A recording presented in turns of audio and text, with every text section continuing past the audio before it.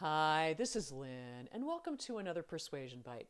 Bite-sized tips on persuasion that you can use right away.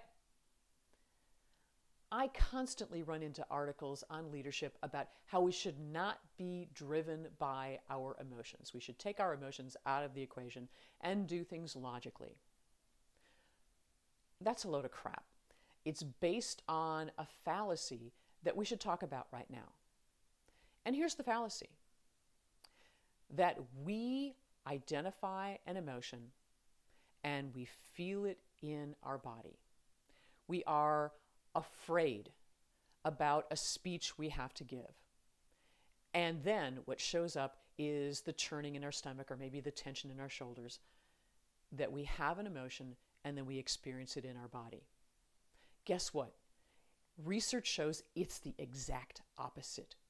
We have physical sensations in our body, and then ultimately we name them.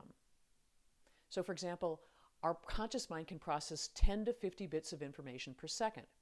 Our subconscious mind processes upwards of 14 million. We start feeling that rumbling in the stomach or that tension in the shoulders.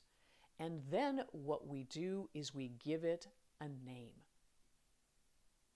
But it doesn't necessarily have to be that name. And when we name it, fortunately for us, and the reason that we do name emotions, is that it calms our brain down to know what it is that we're feeling. But here's the truth.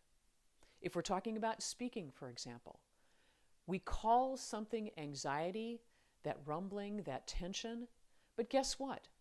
The same physical sensations that we name anxiety are the physical sensations we have as excitement.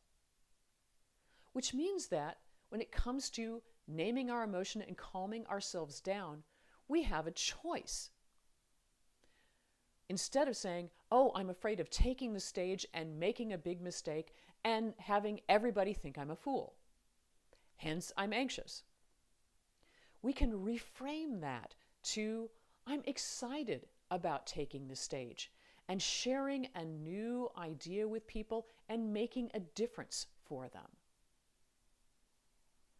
Which means that, yes, indeed, we have physical sensations in our body, and we have the choice of what we call them. We are not a captive to our emotions. It is a decision that we can make. This week, regularly scan the physical sensations that you have in your body and name the feeling, and don't necessarily default to something negative. And if you do, ask yourself, what if this were a positive thing? What if this weren't anxiety? What if this were excitement? And be in charge of the emotional choices that you make. Because let's face it, most of us would rather follow leaders who are excited than leaders who are anxious. And when you take charge of how you name your emotions and don't feel like you're being held captive by them, you can become the most persuasive person in the room. Thanks for watching.